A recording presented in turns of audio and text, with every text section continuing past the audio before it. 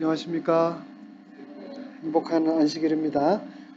어, 저희 재림교회는 12월 25일 크리스마스 때 성탄 축하 예배를 보나요? 안 보죠. 네.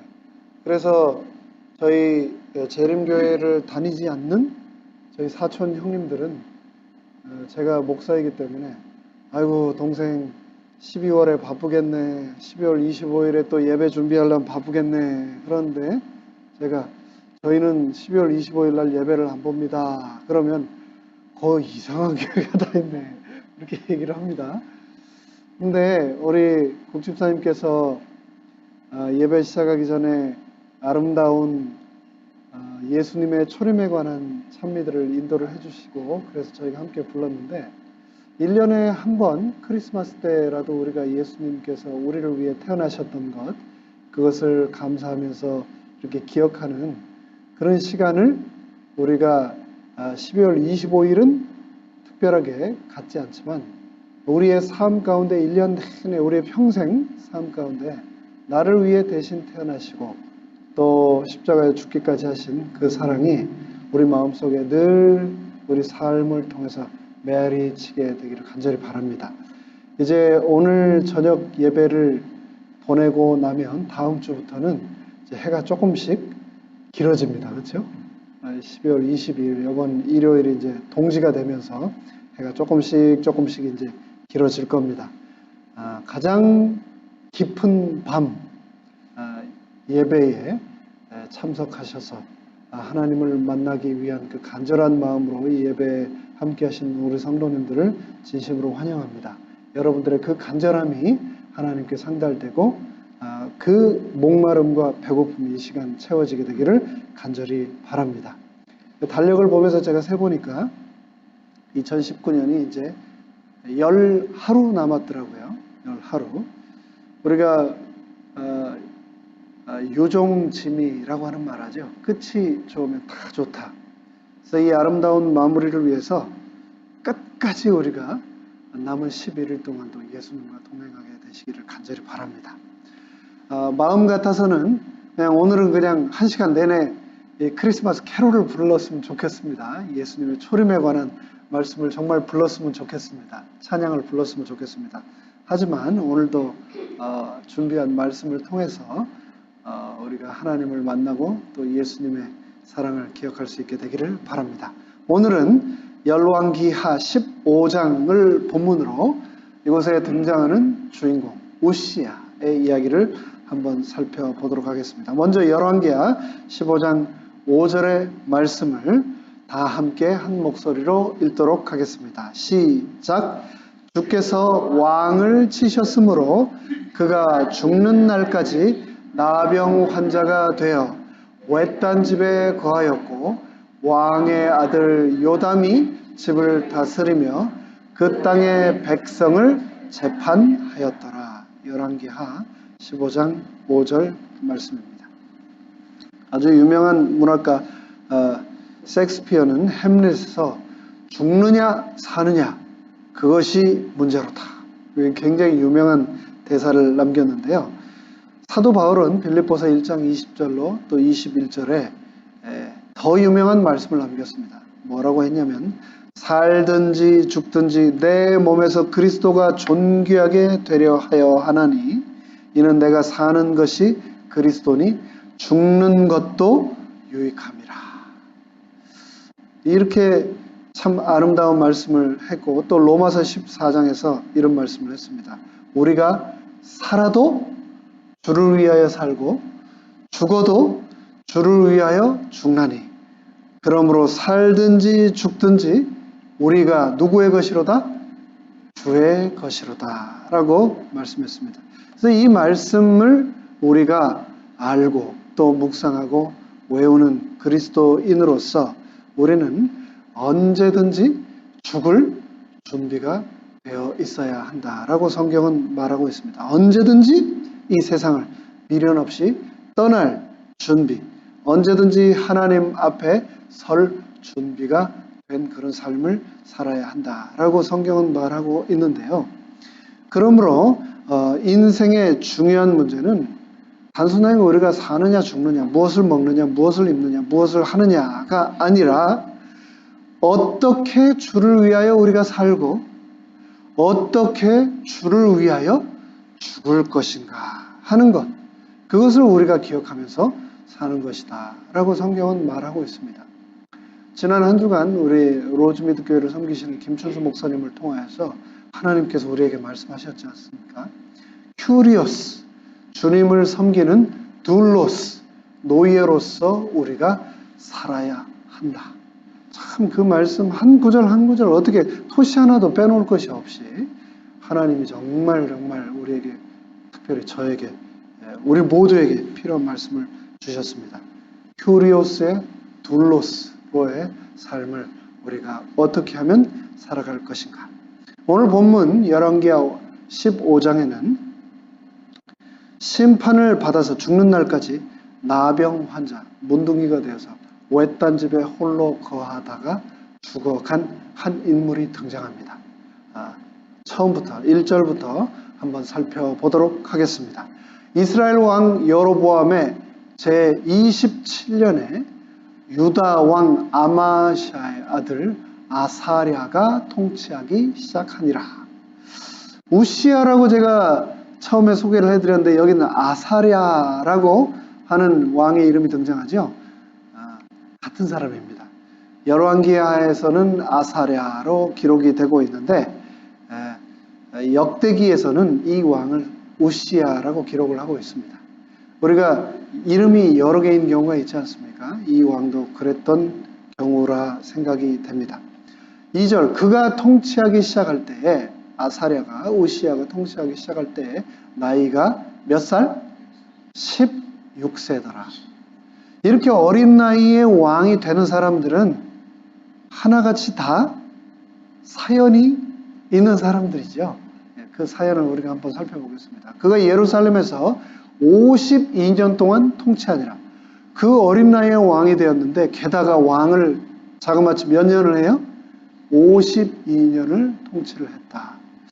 이것도 또 사연이 있는 겁니다. 어떻게 하면 다른 왕들 10년, 20년도 아니고 52년 동안 왕을 하게 되었는가?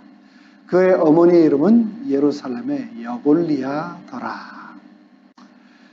이 아사랴의 아버지 아마시아, 지난 시간에 살폈던 아마시아는 하나님 보시기에 정말 옳은 일을 행하였습니다.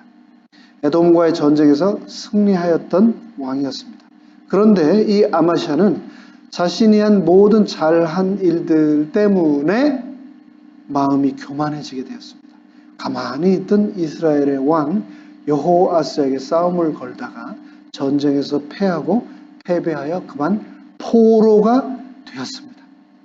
아버지가 포로가 되었으니 아들 아사랴는 우시아는 어쩔 수 없이 포로로 아버지가 북방 이스라엘에 끌려가 버리고 말자 16이라고 하는 어린 나이에 왕이 될 수밖에 없었던 거죠. 아사랴, 바로 우시아의 이야기가 이렇게 시작합니다. 그런데 이 우시아가 왕이 되던 때 북방 이스라엘에는 여로보암이 왕을 하고 있었다라고 했습니다. 여로보암이 27년째 왕을 하고 있을 때 아사랴가 우시아가 왕이 되었다라고 얘기를 하고 있는데요. 이 조금 전에 살펴본 구절에서 이 우시아가 자그마치 52년을 통치했다라고 얘기를 하고 있는데, 우리가 제일 처음 시작할 때 읽었던 말씀 5절 말씀에 보면은 뭐라고 얘기를 하고 있냐면, 이 우시아가 왕으로 통치를 하고 있던 날 누가? 큐리오스가, 하나님께서 그 우시아 왕을 어떻게 하셨다고요? 치셨다라고 말씀을 하고 있습니다. 그래서 하나님이 치시자 이 우시아 왕이 치신 그 순간부터 언제까지? 죽는 날 그날까지 나병 환자가 되었다. 나병 환자가 된 것도 너무나 큰 심판이고, 나병 환자가 되어서 죽을 때까지 회복되지 못한 것도 큰 큰 심판인데, 감당하기 어려운 큰 심판인데 그렇게 나병 환자가 되어서 죽을 때까지, 죽는 그 순간까지 홀로 외딴 집에 거하였다라고 얘기를 하고 있습니다. 그래서 죽는 그 날까지 연수가 52년인데 아버지가 이렇게 졸지에 하나님의 심판을 받아 갑자기 나병 환자가 되어 외딴 집에 거하게 되므로 아들 요담이 또 다시 아버지의 뒤를 이어 급작스럽게 이렇게 왕이 되게 됩니다.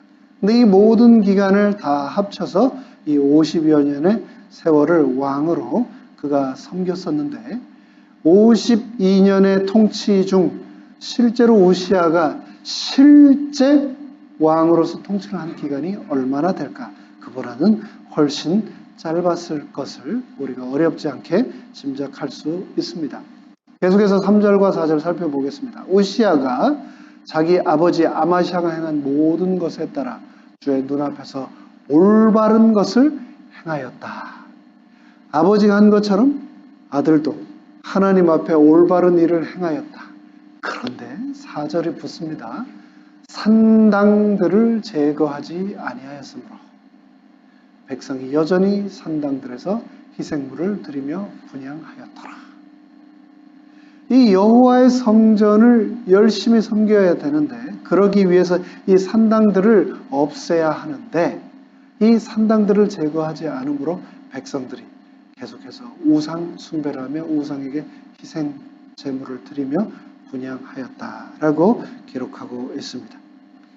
참 신기하죠. 미국도 그렇지만 특별히 한국에 여러분 가보시면 좋다고 하는 산마다 또 명당자리라고 하는 자리마다 뭐가 있습니까? 절 아니면 점집이 있습니다. 그러니까 그게 지금이나 옛날이나 똑같았던 것 같습니다. 그 이스라엘 땅도 좋다고 하는 산마다 산당이 있었고 그 산당에서 우상을 숭배하며 사람들이 희생제물을 드리며 분향을 하였던 것 같습니다. 그래서 이 3절에서 끝났으면 얼마나 좋았을까요? 그런 우시아가 4절로 이어집니다. 16살이 왕이 된 것 참 쉽지 않았을 겁니다. 저희 큰아이가 이제 18살이 이제 곧 되는데 16살이면 저희 18살짜리 아이를 보니까 애예요, 애. 아직도 멀었어요. 아직도 멀었어요. 그런데 그 어린 나이에 왕이 되어서 주 하나님 앞에 올바른 일을 행하였다. 참 대견한 일입니다. 대견한 일이에요. 정말 잘했습니다. 그렇지만 여전히 하나님께서 맡기신 기름 부은 그 직분에 끝까지 완전하게 산등들을 제거하지 못한 그 아쉬움이 이 4절에 묻어나고 있습니다. 그렇게 이제 이어서 5절 시작하면서 읽었던 말씀이죠. 그렇게 주께서 왕을 세우셨는데 그 왕이 온전히 하나님을 섬기지 못함으로 하나님께서 그를 치셨으므로 그가 죽는 날까지 나병 환자가 되어 외딴 집에 거하였다라고 얘기를 하고 있습니다. 자, 여기에서 구체적인 산당들을 제거하지 않은 것, 그것은 사실 아버지도 그런 거고 이스라엘 왕들이, 이 유다의 왕들이 계속해서 그러지 못한 겁니다. 그런데 결정적으로 하나님 여호와께서 이 우시아를 치셔서 벌을 내리셔 나병 환자가 되고 죽는 그날까지 외딴 곳에 외롭게 살도록 하신 결정적인 죄악이 이 열왕기하에 구체적으로 나오지 않는데 그 내용을 역대하 26장으로 가서 한번 살펴보도록 하겠습니다. 역대하 이제 26장으로 넘어갑니다. 1절 그때에 유다의 온 백성이 우시아를 취하여 그의 아버지 아마시아 대신 왕으로 삼았는데 그는 나이가 16세더라. 이 역대하에서는 이름이 뭘로 나옵니까? 네, 우시아로 등장을 하죠. 16살 때 왕이 되었다. 2절 그 왕이 우시아가 자기 조상들과 함께 잠든 뒤에 그가 엘롯을 건축하고 유다에 그것을 복귀시켰더라. 굉장히 성공적인 왕의 커리어를 이어가는 모습이 등장을 합니다. 엘롯이라고 하는 도시는 우리가 잘 아는 대로 에돔에 속한 도시입니다. 그런데 그 도시를 우시야 왕이 유다의 영토로 회복을 시킨 겁니다. 그리고 4절, 5절 계속해서 그가 자기 아버지 아마시아가 행한 모든 것에 따라 주의 눈앞에서 올바른 것을 행하여 열왕기하의 내용을 반복하고 있죠. 5절 하나님의 환상들에 관하여 이해하는 스가랴가 사는 날 동안에 하나님을 구하였고, 이 스가랴라고 하는 선지자, 하나님의 계시를 받고 그것을 연구하고 그것을 백성들에게 전하는 이 스가랴가 전해주는 하나님의 메시지들을 받아서 잘 가슴에 새길 뿐 아니라 계속해서 하나님을 구하는 그런 삶을 살았는데, 그가 주를 구할 동안에는 그가 늘 하나님께 지혜를 구하고 하나님께 기도드리고 하나님의 음성에 귀를 기울이는 그 동안에는 하나님께서 우시야를 형통하게 하셨더라. 계속해서 보겠습니다. 그가 나아가서, 우시야가 이제 나아가서 전쟁터에서 블레셋 사람들과 싸우며 가드의 성벽과 야분의 성벽과 아스돗의 성벽을 헐고, 전에 한번 말씀드렸습니다. 전쟁 중에 제일 어려운 병법, 전쟁 중에 하나가 공병술이라고 했습니다. 성 안에 있는 사람들을 성을 허물고 성을 넘어서 싸우는 전쟁이 제일 어렵다고 했습니다. 이길 확률이 정말 적다라고 했습니다. 그런데 우시야가 하나님의 뜻 안에 머물며 나아가자 가드의 성을 헐고 야분의 성벽을 헐고 아스돗의 성벽을 헐며 계속해서 수많은 성들을 헐어 나가면서 아스돗 주변과 블레셋 사람들 가운데 도시들을 건축하며, 그렇게 성들을 하나씩 무너뜨려 가면서 잃었던 옛 유다 이스라엘 땅을 회복해 나가며 그곳에 새로운 도시들을 건축하며, 7절 하나님께서 그를 도우사 블레셋 사람들과 구르바알에 거한 아라비아 사람들과 무후님 사람들을 치게 하심으로 계속해서 하나님께서 우시야를 도우시고 그의 손을 통하여 계속해서 영토를, 지경을 넓히십니다. 8절 암몬 족속이 우시야에게 예물을 바치니라. 우리 주위에 중국 사람들이 참 많습니다. 그렇죠? 그 중국 사람들이 흔히 하는 얘기로 한국은 중국의 한 속주였다, 중국의 part of China였다라고 얘기를 하는 거 여러분 들어보셨습니까? 그렇게 그들이 생각하는 나름대로의 이유를 여러분 아시죠? 조선은, 그리고 그 조선 이전에 이 한반도에 있던 우리 이 나라는 아주 오랜 세월 동안 어디에 조공을, 예물을 바쳐왔습니까? 중국에 계속해서 사신도 보내고 왕족들도 보내고 계속해서 조공, 예물을 바쳐왔습니다. 근데 여기 8절에 보면 암몬 족속이 오늘 등장하는 우시야 왕에게 무엇을 바쳤다고요? 조공을, 예물을 바쳤다는 겁니다. 이건 무슨 말입니까? 자기네들의 롤드십, 그 나라의 통치권자가 우시야라는 것을 그들이 먼저 인정하고 세금을, 조공을, 예물을 바치고 있는 겁니다. 왜요? 그만큼 이 우시야가 통치를 하던 유대의 국력이, 세력이 커졌다는 거죠. 8절 그가 자기 세력을 심히 강화하였으므로 우시야의 이름이 이집트 입구, 그 당시 세계 패권을 쥐고 있던 강대국인 이집트의 입구에까지 우시야의 이름이 널리 퍼졌다라고 기록하고 있습니다. 9절과 10절입니다.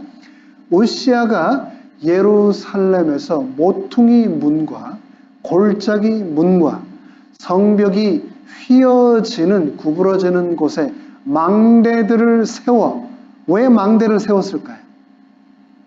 왜 망대를 세웠을까요? 세이프티, 치안을 위해서 세운 거죠. 우리가 사는 이 미국도, 이 LA도 보면은 게이트가 있고 게이트에 시큐리티 가드가 있어서 사람들의 통행을 컨트롤하는 것과 그런 것이 전혀 없는 그런 곳들이 있습니다. 그런데 그렇게 시큐리티, 세이프 가드가, 게이트가 있고 또 포인트책이 있는 곳은 훨씬 안전합니다. 우시아가 왕이 되었을 때 예루살렘의 모퉁이마다 무엇을 세웠다고요? 무엇을 세웠다고요? 망대를. 골짜기 문마다 무엇을 세웠다고요? 망대를. 성벽이 구부러지는 every single 코너마다 망대를 세워서 그 나라를 안전하게 견고하게 한 겁니다. 10절 성 모퉁이 골짜기 성벽 굽이 구부러진 곳뿐만 아니라 10절에서는 더 나아가서 어디에까지? 사막에까지 망대를 세웠다. 굉장한 거죠. 그렇게 세우고 그 다음 더 나아가서 많은 우물을 팠으니 지금 우리가 살고 있는 이곳도 그렇지만 그 이스라엘, 유다의 땅은 정말 물이 귀한 곳입니다. 그래서 이 물을 하나 파는 것, 그 물 하나로 도시가 형성되고 많은 인구가 유입될 정도로 큰 영향을 미치는데 이 우시아 왕이 사막에 망대를 세우고 우물을 한두 개가 아니고 많이 팠습니다. 그리고 나서 이는 그가 저지대 지방과 평야에 가축을 많이 소유하였기 때문이라. 이렇게 망대를 세우고 우물을 판 이유를 또 설명을 하고 있습니다. 우시아가 다스리던 이 나라에 유대 땅에 무엇이 많았다고요? 평야가 많고 가축이 많았고 그렇기 때문에 가축들에게 먹일 물 그리고 가축들을 지켜야 했기 때문에 망대를 세웠다. 그리고요 또 그가 우시아가 산들과 갈멜의 농부들과 포도원 지기들을 두었더라. 가축만 많은 게 아니고 농부들도 두고 또 포도원 지기들을 두어서 농장도 많이 가꾸었다는 겁니다. 농장이 이렇게 잘 가꾸어지고 또 가축이 많아지면 국민들의 백성들의 생활이 어떻게 될까요? 풍족해지고 윤택해졌겠죠. 그래서 더 많은 세금을 드리고 더 나라는 강해지고 더 넓은 영토를 얻을 수 있었던 겁니다. 그런데 여기서 뭐라고 얘기를 하고 있냐면은 우시아는 농사를 어떻게 했다고요? 좋아하였더라. 그래서 제가 이 구절을 읽으면서 우리 한국의 왕이 한 명이 이렇게 딱 머릿속으로 스쳐가더라고요. 그 광화문에 가면 동상으로 만들어져 있는 왕이 있죠. 세종대왕. 그렇게 연구를 많이 해서 세종대왕도 백성들을 위해서 한글도 만들고 뿐만 아니라 여러 기구들을 발명을 해가지고 백성들이 농사 지을 때 도움이 되도록 많은 것들을 연구를 했습니다. 그래서 백성들을 도왔습니다. 세종대왕도 농사를 좋아했던 것 같아요. 우시아처럼. 농사를 왜 좋아했을까? 농사를 잘 지으면 백성들이 배가 부르고 행복해지니까 아마 농사를 좋아하지 않았을까 싶습니다. 12절로 말씀을 또 계속해서 보겠습니다. 강한 용사들의 아버지들의 우두머리들의 전체 수는 2,600명. 이제 군사들을, 이제 군력을 또 소개를 하고 있습니다. 13절. 그들의 손 밑에 군대는 2,600명의 장교들이 있고 그 밑에 군대는 30만 7,500명. 굉장하죠. 이들이 강력한 힘으로 싸우며 왕을 도와 원수를 쳤더라. 왕에게 이런 막강한 군대가 있었습니다. 14절. 우시아가 그 온 군대에서 두루 그들을 위해 방패와 창과 투구와 갑옷과 활과 돌을 던지는 무리매들을 예비하였고 15절. 또 예루살렘에서 솜 씻는 사람들이 고안한 기계들을 만들어 이제 농사 장비들과 인프라만 구축한 게 아니고 군사 무기와 장비들을 또 발명해냅니다. 그렇게 고안한 15절 또 예루살렘에서 솜 씻는 사람들이 고안한 기계들을 만들어 망대와 보루 위에 두고 그것들로 화살과 큰 돌을 쏘게 하였더라. 오늘날처럼 대포나 총이나 이런 것 대신 그 당시에 솜씨 있는 사람들이 고안한 이 기계들을 통하여서 화살과 큰 돌들을 쏘도록 망대와 성 위에 배치를 하여서 그 나라를 정말 군사 강국으로 만든 겁니다. 그의 이름이, 이 우시아의 이름이 널리 퍼졌으니 이는 그가 놀랍게 도움을 받아. 누구의 도움을 받았을까요? 여호와 하나님의 능력과 도움을 받아 그가 강하게 되었기 때문이더라. 너무나 정말 이 감동적이고 기쁘고 막 가슴 설레이는 이 좋은 소식들이 계속해서 이렇게 쫙 15절까지 오지 않았습니까? 그래서 만약에 이렇게 우시아가 52년간 왕을 하다가 생을 마쳤더라 라고 끝났었다면 얼마나 좋았을까요? 이렇게 막강한 나라, 부국, 백성들을 행복하고 부유하게 만들었던 이 왕이 어떻게 하다가 하나님으로부터 치심을 받아 문둥병자가 되고 외롭게 홀로 죽어갔을까요? 한번 살펴보겠습니다. 16절 그러나 우시아가 강하게 되매 그의 마음이 어떻게 돼서 여기에서 비극이 시작됩니다. 강하게 된 것 그것이 다 하나님의 축복이었고 하나님의 능력을 받았으므로 인해 가능했다라고 했는데 그러나 그가 강하게 되매 그의 마음이 높아져서 그가 무엇에 이르렀다고요?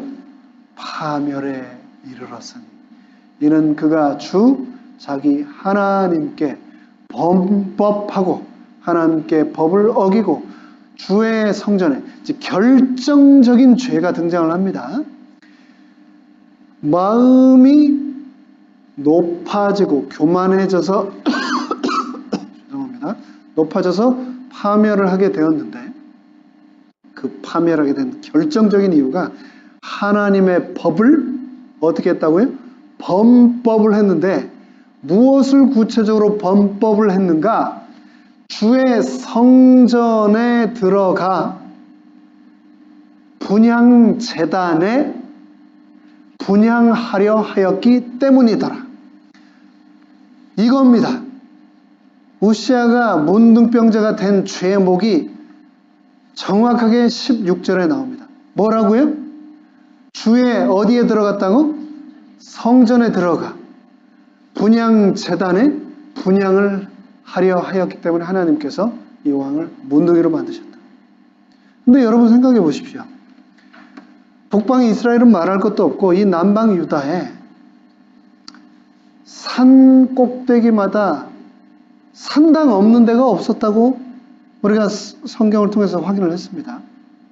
근데 이 왕이요 산당에 가서 분향하려고 했습니까? 아니에요. 이 왕이 어디 갔다고요? 주의 성전에 갔다고. 주의 성전에. 산당에 가서 우상 숭배를 한 것도 아닙니다. 이 왕이 자기에게 능력을 주시고 축복을 주신 여호와 하나님이 계신 주의 성전을 찾아간 겁니다. 그리고 주의 성전에 가서 그 제단 앞에 나간 겁니다. 바알에게 나간 것도 아세라에 나간 것도 아닙니다. 주의 제단, 주의 성전에 가서 분향을 하려고 한 겁니다. 이거를요, 어떻게 생각하면 이 왕의 거룩하고 열정적이며 영적인 모습을 우리가 볼 수 있는 거 아닐까요? 바알과 아세라가 나무와 금은 목상에게 숭배를 하고 분향을 한 것도 아니고 여호와 하나님의 전에서 그 제단 앞에 분향을 하려고 한 것인데 참으로 안타깝게도 하나님께서는 범법하였다라고 말씀하며 그를 문둥이로 만드신 겁니다. 그런데 세상적인 쾌락과 타락의 길을 추구한 것도 아닌데, 어찌 보면 매우 거룩하고 영적인 모습인데, 그럼에도 불구하고 하나님이 왜 그를 심판하셨는가? 우시아의 상태는 참으로 놀랍고 신기하고 또한 이상한 상태입니다. 영적인 열심을 그가 나타내고 있는데, 이 우시아와 같은 죄를 오늘날도 많은 사람들이 짓고 있기 때문에 하나님께서는 이 우시아의 죄를 넘어가지 않고 하나님께서 심판하시고 병을 내리시고 그가 왕좌에서 물러나 외롭게 죽도록 하셨습니다. 영적인 열심을 우리가 나타낼 때 정말 조심해야 됩니다. 어떤 조심을 해야 되는가? 우시아처럼 되지 않기 위해서 조심해야 하는 겁니다. 분명히 외형적으로는 내가 여호와의 전에 가고 하나님의 분향단 앞에 내가 제를 올리는 것 같은 모습을 취하고 있을지라도 마음속으로는 스스로 높아져 우시아처럼 교만하여 하나님께 범법할 수 있다는 겁니다. 내가 이 교회를 섬길 때, 이 교회에서 직분을 주셔서 그 직분을 수행할 때, 예배를 인도할 때, 찬양을 올릴 때, 기도의 제사를 하나님께 드릴 때, 이 단에서 하나님을 증거할 때 우시아처럼 거룩하고 영적인 모습으로 드러나려 하지만 마음속에 교만이 있다면 우시아와 같은 죄를 우리가 똑같이 지게 된다는 겁니다. 17절.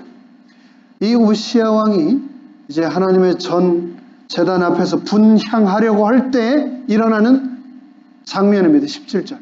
제사장 아사랴가 주의 제사장들 곧 용맹한 자들 80명을 데리고 그의 뒤를 따라 들어가서 왕이 하나님의 성전으로 들어갔습니다. 그리고 막 분향을 한다고 막 이제 불을 들고 막 그 단 앞에 분향단 앞으로 막 가는 겁니다. 그때 성전을 지키고 있던 제사장 아사랴가 어떻게 했다고요? 그 아사랴 제사장을 따르는 용맹한 제사장들 80명을 데리고 들어갑니다. 18절. 그들이 우시아 왕을 막음해 아사랴 제사장 아사랴와 80명의 제사장이 분향단 앞에서 누구를 막아요? 우시아 왕을 막고 있는 겁니다. 왜? 어떻게? 분향을 하지 못하도록 막는 겁니다. 그리고 왕에게 이르되 우시아 왕이여 주께 분향하는 일은 왕에게 속하지 아니하고 오직 분향하기 위하여 거룩히 구분된 아론의 아들들인 제사장들에게 속하였으니 성소에서 나가소서. 왕이 범법하였은즉 주 하나님으로부터 그 일로 인해 영예를 얻지 못하리이다 하니라. 아사랴가 제사장 아사랴가 80명 제사장들을 데리고 왕 앞에 섰을 때 그는 목숨을 내걸고 그 앞에 섰을 겁니다. 아사랴뿐만 아니라 80명 모든 제사장들이 목숨을 걸고 그 앞을 막아 섰을 겁니다. 그러면서 그가 말했습니다. 왕이시여 이 성소에서 나가소서.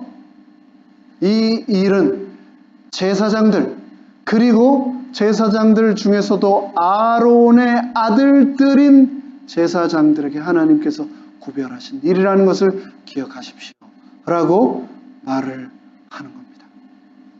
19절입니다. 그때 우시아가 화를 내며 왕이 자신을 막으니 화가 안 났겠습니까? 그렇게 강하게, 그렇게 부유하게, 그렇게 수많은 영토들을 회복하고 그곳에 새로운 도시들을 세운 그 막강한 왕을 막았으니 화가 안 났겠습니까? 그때 우시아가 화를 내며 분향하려고 제사장과 80명의 동료 제사장들이 막음에도 불구하고 우시아는 끝까지 손에 향로를 어떻게 했습니까? 집어 들었습니다. 그때 그가 제사장들에게 화를 낼 때에 향로를 집어 들고 제사장 아론의 자손들 그 제사장들을 향하여 그의 분을 뿜어낼 때 주의 집에서 분향제단 옆에서 제사장들 앞에서 그의 이마에 우시아의 이마에 나병이 솟아 나왔다라고 기록을 하고 있습니다. 이게 하나님의 기적이죠. 하나님의 심판입니다. 멀쩡하던 3살에 문둥병이 터져 나오는 겁니다. 71명의 제사장들 앞에서.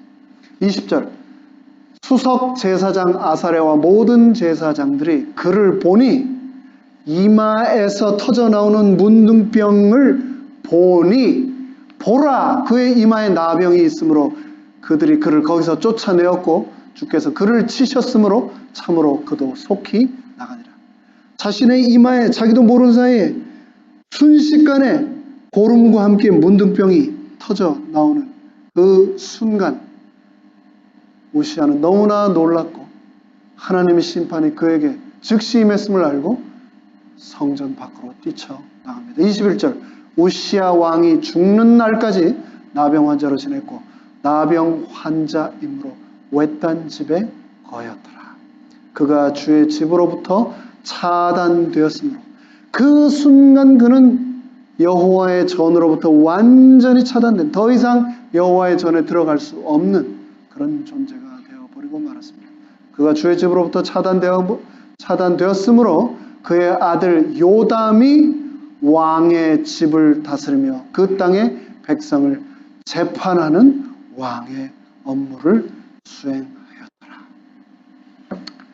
죽는 날까지 나병 환자로 지냈더라. 얼마나 외롭고 철저한 고독 가운데 그가 이루었던 수많은 것들을 한순간에 잃어버리고 외롭고 철저히 고독 가운데서 외딴 집에서 삶을 그는 마치게 된 것입니다. 이제 말씀을 마무리하겠습니다. 오늘 우리는 우시아 왕의 이야기를 살펴보았습니다. 이마에 솟아나오는 문둥병, 71명의 제사장들 앞에서 순식간에 하나님으로부터 심판을 받아 문둥이가 되어버린 그의 삶, 주의 눈 앞에서 올바르게 행하고 성공하고 번영했던 우시아 왕이 한순간에 몰락했던 죄, 그것은 바로 교만이라고 성경은 다시 한번 우리에게 말하고 있습니다. 특별히 오늘의 말씀에서 교만이라고 하는 것이 어떤 방식으로 표현되는가를 우리는 또다시 발견하게 되었습니다. 노골적으로 잘났다고 똑똑하다고 부자다고 재주가 많다고 교만한 사람도 우리 주위에 있지요. 하지만 그런 교만이 아닌 은근히 나타내는 교만, 누군가가 알아주기를 원하는 교만, 내가 너보다 더 높다는 교만, 게다가 더 정말 무서운 것은 영적인 외적인 모습을 빌어서 그 안에 숨어 있는 교만. 하나님께서는 그 교만까지도 보시고 결코 넘어가지 않으신다 라고 우리에게 우시아를 통하여서 분명히 말씀하고 계신 겁니다. 단지 자신을 드러내고 높이려고 하는 육신의 표현, 그것보다 무엇인가 나는 더 중요한 사람이고 나는 더 인정받아야 되는 사람이고 나는 더 고상하고 더 영적인 사람이라고 하는 것을 그 어떤 형태로든 우리가 마음속으로 생각만 하는 그 자체만으로도 우리는 여호와 앞에서 범법을 하게 된다라고 하는 너무나 엄중한 하나님의 말씀이 오늘 본문을 통해서 우리에게 전해지고 있습니다. 이제 말씀을 마무리하면서 계시록 3장 19절의 말씀을 읽겠습니다. 내가 사랑하는 자들, 바로 저와 이 자리에 계신 우리 모두겠지요. 하나님께서 사랑하는 자들을 책망하고 징계하시는데, 그 책망하고 징계하시는 이유는 내가 더 열심을 내고 내가 회개하고 내가 은연중에 나도 모르는 사이에 내 마음속에 자리 잡고 존재하고 있던 그 교만이 드러날까봐 회개하라고 우리에게 하시는 호소라는 것을 기억해야 하겠습니다. 하나님께서는 책망하시고 여전히 징계하십니다. 우리의 날마다의 삶을 통하여 우리가 이해하지 못하는 수많은 징계를 우리가 받고 수많은 책망을 하나님께서 우리에게 하십니다. 저에게 하십니다. 그것은 내가 미워서가 아니고 내가 더 열심을 내고 내가 회개를 하고 그래서 내가 하나님으로부터 용서받기를 원하시기 때문이라는 것을 기억해야 하겠습니다. 하나님 없는 인생, 하나님이 계실 수 없는 교만으로 꽉 찬 내 인생은 죽은 목숨과 다름없다. 그래서 하나님께서는 죄라는 나병에 걸려서 죽어가는 우리 모두, 특별히 저에게 회개와 용서라고 하는 선물을 주기를 간절히 원하시는 겁니다.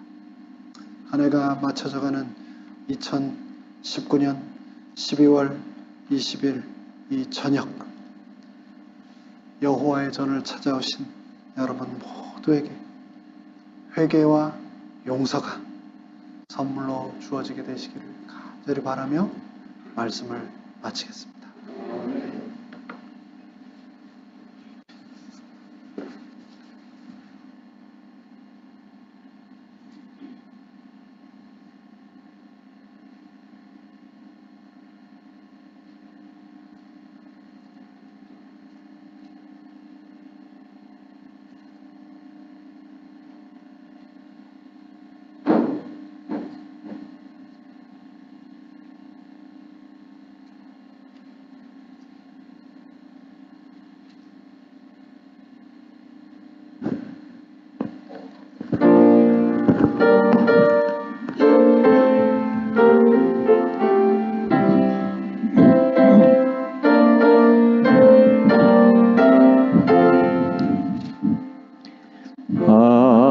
하나님은 사랑이시라 찬란한 별들이 증거하고 삼 천초목 주의 영광 말하네.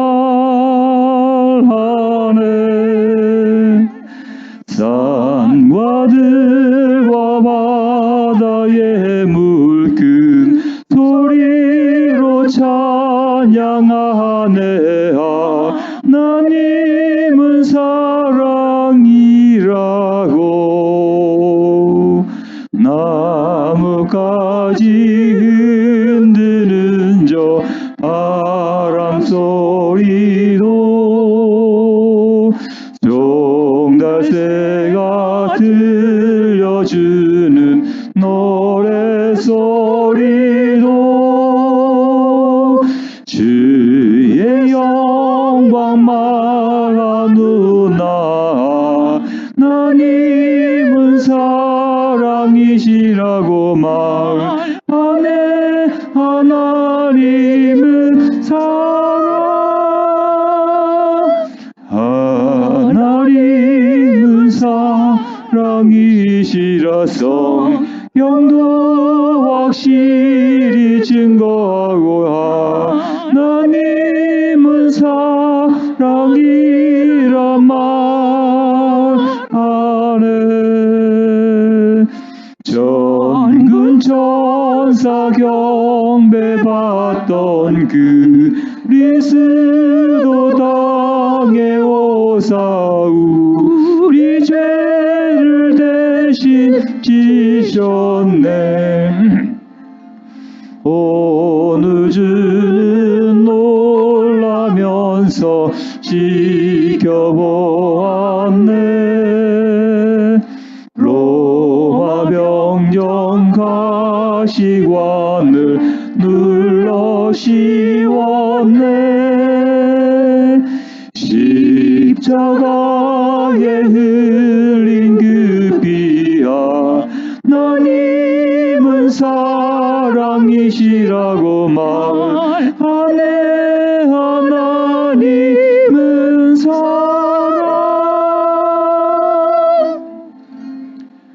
하나님 아버지, 오늘의 본문 열왕기하 15장을 통하여서 오시아라고 하는 그 옛날 유다의 왕이라고 하는 거울을 통하여 비춰진 저의 모습을 다시 발견하게 해주셔서 감사합니다. 많은 것을 이루고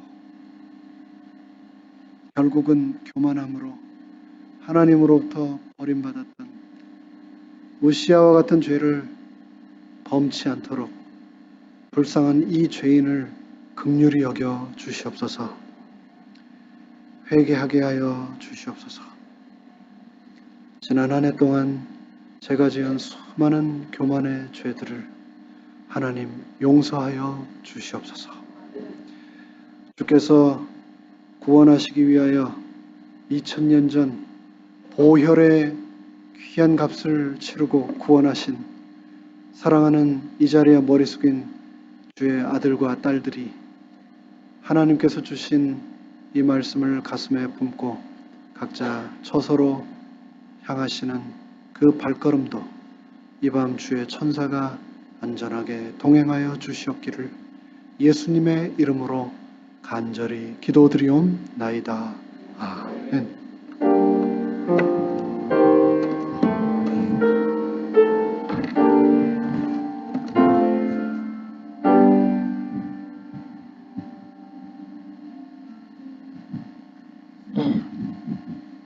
오 베들레헴 작은 곳 너 잠들었느냐. 별들만 높이 빛나고 잠잠히 있으리. 저 놀라운 빛이 강하니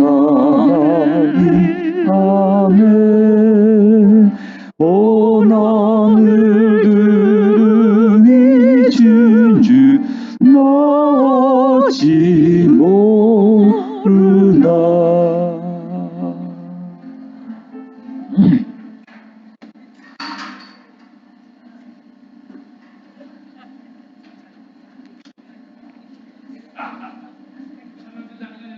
나오십시오.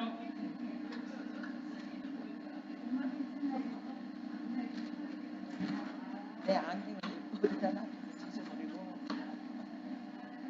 그리고 안경을 다시 새로 맞춰야 돼.